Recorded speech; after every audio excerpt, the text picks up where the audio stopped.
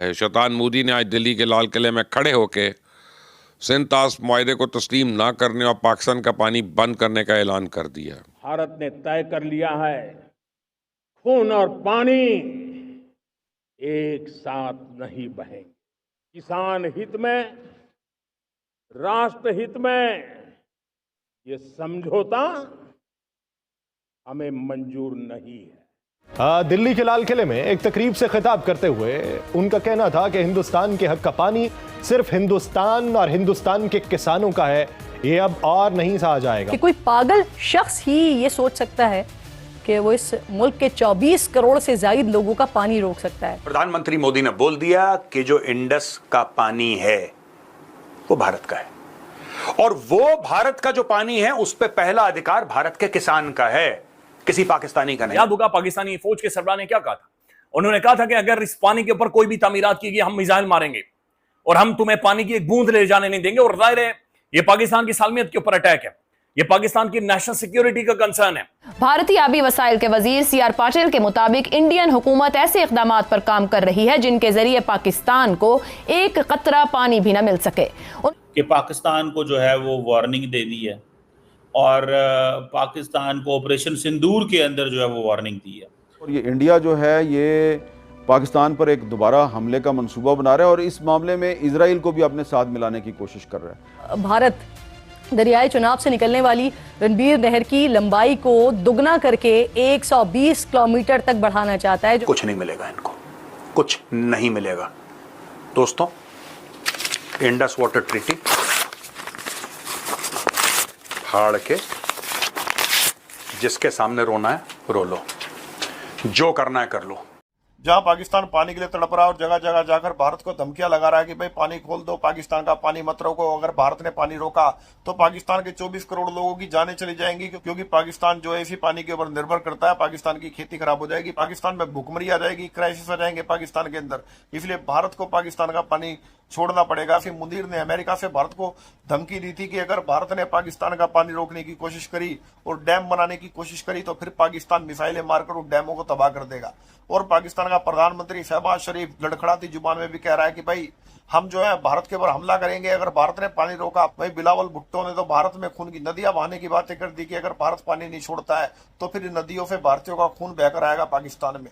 मतलब भाई ऐसी ऐसी डींगे हाँक रहे थे, वहीं अब इन सबके मुंह पर प्रधानमंत्री मोदी जी ने जूता मार दिया है और इनको बता दिया कि भाई तुम ये मारते रहो, तुम ये बकवास करते रहो बैठ करके, पर भारत की तरफ से तुम्हें एक बूंद भी पानी नहीं मिलने वाला। प्रधानमंत्री श्री नरेंद्र मोदी जी ने लाल किले से भाषण देते हुए कहा कि जो ये सिंधु जल संधि थी ये भारतीयों के साथ में अन्याय थी, ये भारतीय किसानों के साथ में अन्याय थी, तो अब हम इसको दोबारा नहीं होने देने वाले। मतलब ये न्याय हम भारत के लोगों के साथ में नहीं होने देने वाले जो संधि के द्वारा किया गया। भारत के लोगों के साथ 70 सालों तक अन्याय किया गया, पर अब ये आगे नहीं चलेगा। और ये जो सिंधु जल संधि है कभी भी बहाल नहीं होगी। पाकिस्तान कुछ भी कर ले, पाकिस्तान कितनी भी धमकियां दे ले या फिर पाकिस्तान कार्रवाई करके देख ले, जो ये पाकिस्तान मिसाइलें मारने की बातें कर रहे हैं, पाकिस्तान एक बार मिसाइल मारकर तो देखे, भारत उसके लिए रेडी बैठा हुआ है।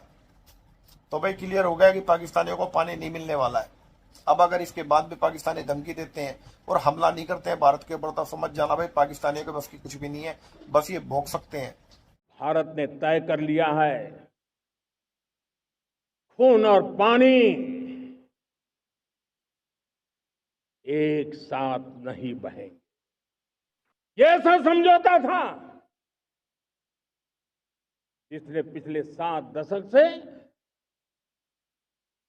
मेरे देश के किसानों का अकल्पनीय नुकसान किया है।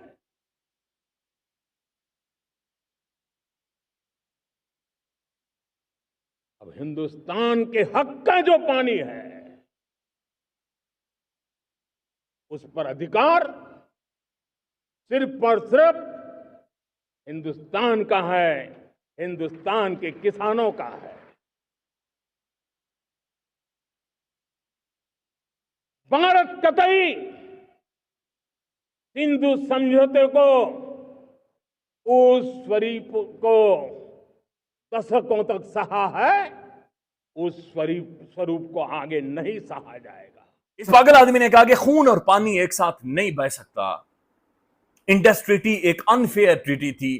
हमारा पानी है, हमारी जमीनों में जाएगा और हम एक बूंद भी किसी और को नहीं देंगे क्या ये समझौता था कि हमारे किसान पानी के लिए तरस रहे हैं और पानी दूसरी तरफ बहे?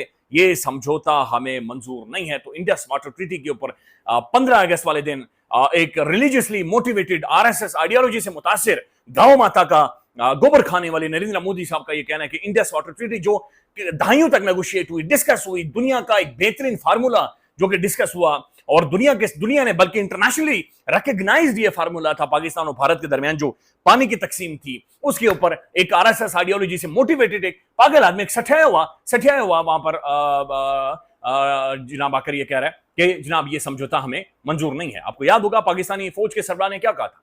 उन्होंने कहा था कि अगर इस पानी के ऊपर कोई भी तामीरात की गई हम मिसाइल मारेंगे और हम तुम्हें पानी की एक बूंद ले जाने नहीं देंगे। और जाहिर है ये पाकिस्तान की सालमियत के ऊपर अटैक है, ये पाकिस्तान की नेशनल सिक्योरिटी का कंसर्न है। तो मेरे ख्याल में तामीरात तो दूर की बात है, मिस्त्री भी अगर कोई ऊपर जाता है तो उधेड़ दें उसे। यानी सवाल ही नहीं पैदा होता ना।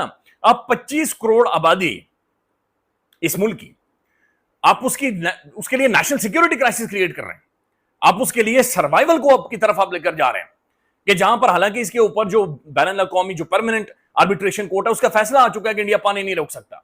लेकिन ये पागल आदमी कह रहे हैं कि ना ये समझौता हमें, इंडस वाटर ट्रीटी हमें मंजूर नहीं है और हम पानी रोकेंगे।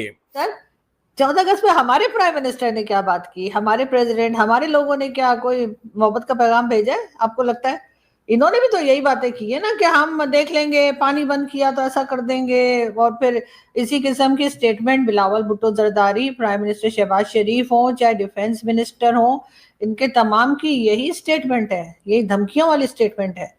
तो उधर से आपका क्या ख्याल है कि आप यहाँ से इस तरीके से अगर आप लोगों को डराएं धमकाएंगे तो उधर से क्या फूल आएंगे? उधर से भी यही होगा। मुझे नहीं पता आप कभी वाघा बॉर्डर गए, यानी मैं एक बार गई हूँ कुछ 2 साल पहले।